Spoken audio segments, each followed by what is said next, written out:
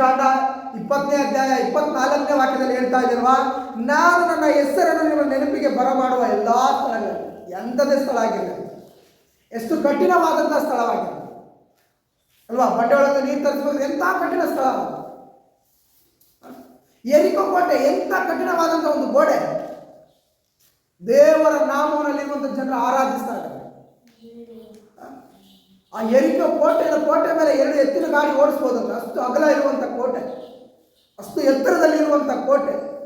ಬರೀ ಸ್ತುತಿ ಆರಾಧನೆಗಳ ಆ ಕೋಟೆ ಮುರಿದು ಬೀಳುವುದನ್ನು ನಾವು ನೋಡ್ತಾ ಇದ್ದೇವೆ. ಯಾಕೆ?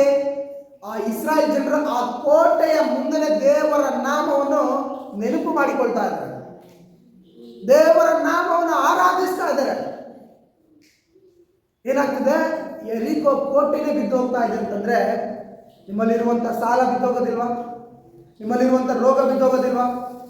ನಿಮ್ಮಲ್ಲಿರುವಂಥ ಬಾಧೆಗಳು ಬಿದ್ದೋಗೋದಿಲ್ವಾ? ಕಷ್ಟಗಳು ಬಿದ್ದೋಗೋದಿಲ್ವಾ? ಕುಟುಂಬದ ಪರಿಸ್ಥಿತಿಗಳು ಬದಲಾಗೋದಿಲ್ವಾ? ನಿಮ್ಮ ವಿದ್ಯಾಭ್ಯಾಸ ಬದಲಾಗೋದಿಲ್ವಾ? ನಿಮ್ಮ ಬಿಸ್ನೆಸ್ಗಳು ಡೆವಲಪ್ ಆಗೋದಿಲ್ವಾ? ನಾವು ಇವತ್ತೇನು ಮಾಡ್ತಾ ಇದ್ದೀವಿ ಅಂತಂದರೆ, ಅಯ್ಯೋ ಲಾಸ್ ಆಯ್ತು ಅಂತ ಹೇಳಿ ಆ ಸ್ಥಳದಲ್ಲಿ ಕೂತ್ಕೊಂಡು ದೇವರ ನಾಮವನ್ನು ನೆನಪು ಮಾಡಿಕೊಳ್ಳೋದಿಲ್ಲ.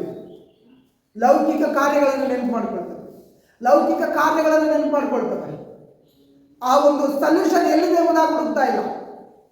ಆ ಬಿದ್ದೋಗಿರುವ ಸ್ಥಳದಲ್ಲಿ ನಾವು ಎದ್ದೊಳ್ಳಲಿಕ್ಕೆ ಏನು ರೀಸನ್, ನಾವು ಹೆಂಗೆ ಹುಡುಕ್ಬೇಕು ಎಂಬುದಾಗಿ ಹುಡುಕ್ತಾ ಇಲ್ಲ. ಏನು ಮಾಡಿದ್ರೆ ಬಗೆಹರಿತದೆ ಎಂಬುದಾಗಿ